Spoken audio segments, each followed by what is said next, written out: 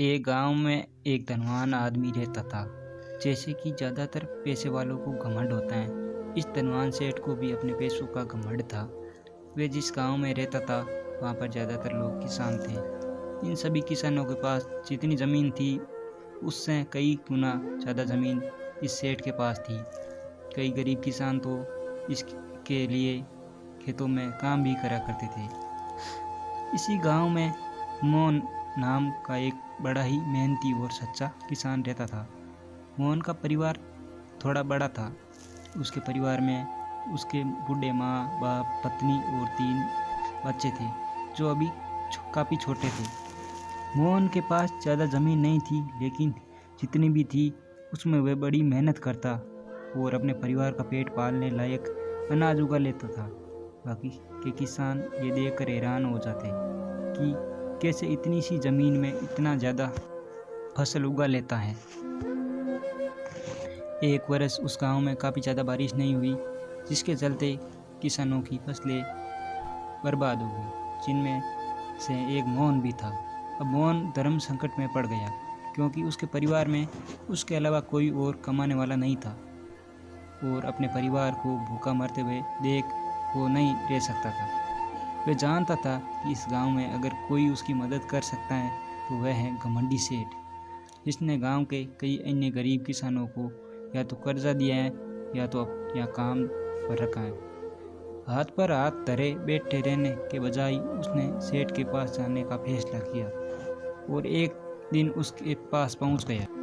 सेठ के पास पहुंचकर मोहन बोला, सेठ जी, आपकी बहुत ही मेहरबानी होगी अगर आप मुझे थोड़ा सा कर्ज दे दें, जिसमें मैं अपने खेतों में फिर से कोई फसल उगा सकूं, या फिर आप मुझे अपने यहाँ नौकरी दे दें ताकि मैं मेरे परिवार को 2 वक्त का खाना फिर मिल सके।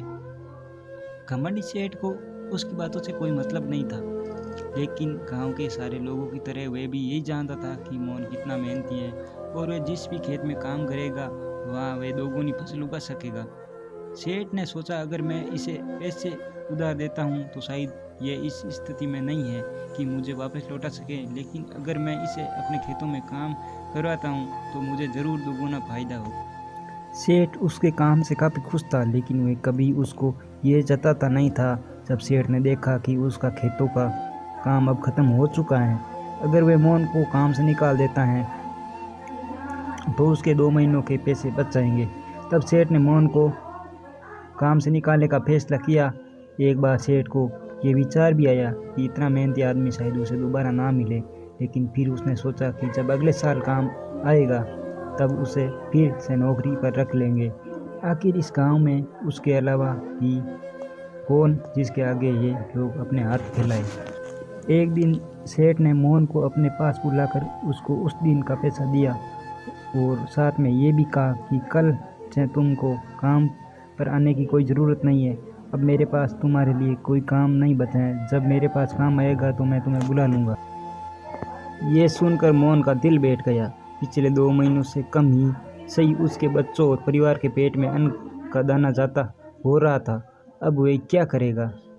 यही सोचकर उसकी आंखों से आंसू निकल आए। मोहन ने सेठ के पैर पकड़ दिए और गिड़गिड़ाने लगा, सेठ जी, मुझे इस काम की बहुत ज़रूरत है, मुझे मत निकाले। अपने मतलब से मतलब रखने वाला सेठ टस में मस ना हुआ। उसने खरी खोटी सुनाकर मोहन को वहाँ से चलता कर दिया और मन ही मन में 2 महीनों की तनख्वाह बचने से खुश होने लगा। एक बार शेर ने उससे पूछ लिया, तुम कैसे आदमी हो? मैं तुम्हारा इतना अपमान करता हूँ लेकिन तुम्हें कोई फर्क नहीं पड़ता। तब मोहन ने सेठ से कहा, बुरा तो बहुत लगता है सेठ जी, लेकिन जब घर जाता हूँ तो भूख से भी लगते अपने माँ बाप और बच्चों को देखता हूँ, तब ये अपमान मुझे कुछ भी नहीं लगता। इतना सब कुछ होने के बाद भी सेठ जी का दिल जैसे पत्थर का बना हुआ था। उसने मोहन को अभी तक काम पर नहीं रखा और ना ही उसका ऐसा करने का कोई इरादा था। एक दिन सेठ ने सोचा कि कुछ दिनों के लिए किसी और गांव चला जाता हूँ ताकि मोहन से पीछा छुड़ा सकूं। अगले दिन मोहन के आने से पहले ही सेठ ने अपने परिवार को लेकर अपने किसी संबंधी के यहाँ चला गया और वहाँ पर 10 दिनों तक रहने के बाद अपने गांव घर वापस लौटा। घर लौटते ही सेठ ने आसपास हर जगह नज़र दौड़ाई तो पाया कि वहाँ पर अब मोहन नहीं बैठा था। सेठ ने सोचा मेरी तकरीब काम पर गई, लगता है अब मोहन से पीछा छूट गया है। हालांकि अब सेठ के द्वार पर मोहन नहीं बैठा था, लेकिन मोहन का विचार अभी भी सेठ के मन में घर कर बैठा था। सेठ ने सोच रहा था, मोहन इतना जल्दी हार मानने वाला आदमी तो नहीं दिखता है। उसके साथ क्या हुआ होगा? क्या उसे कहीं और काम मिल गया होगा या फिर और कुछ? इन विचारों ने सेठ को बेचैन कर दिया और आखिरकार सेठ को मोहन की खबर लेने के लिए गांव में जाना पड़ा।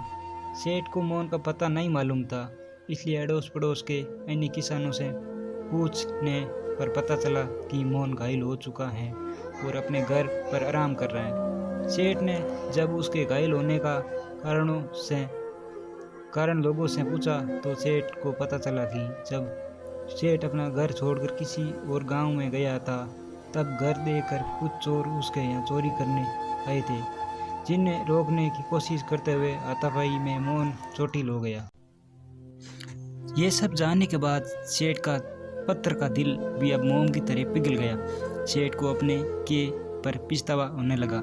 सेठ ने अपने आप को याद दिलाया कि कैसे उसने एक शरीफ और सच्चे आदमी को ज़्यादा काम करवा कर भी उसको पूरा पैसा नहीं दिया और जिसको गले से लगाना चाहिए था उसे ठोकर मार भगाता रहा। सेठ मोहन का घर का पता पूछकर उसके घर पहुंचा तो देखा कि मोहन घर की हालात बहुत ख़राब थी। उसका परिवार भूख से बेहाल है और वे खुद अपने हाथ पैर और चोट के एक खाट में पड़ा हुआ है। ये दृश्य देखकर सेठ की आंखों से आंसू बह निकले। सेठ ने मोहन के पास जाकर उससे सच्चे दिल से माफ़ी मांगी, उसको उसकी मेहनत के पैसे दिए, इसका इलाज करवाया और उसको हमेशा के लिए अपने यहाँ काम पर रख लिया। दोस्तों, इस खूबसूरत कहानी से हमें कई पाठ सीखने के लिए मिलते हैं। कहानी से सीखने लायक पाठ, पहला पाठ, अगर भगवान ने हमें दूसरों से बेहतर ज़िंदगी दी है तो हमें उसका फ़ायदा नहीं उठाना चाहिए और हो सके तो ज़रूरतमंदों की ज़िंदगी में सुधार करने की कोशिश करनी चाहिए। दूसरा पाठ, कठिन से कठिन समय में ईमानदारी और सच्चाई का साथ कभी नहीं छोड़ना चाहिए।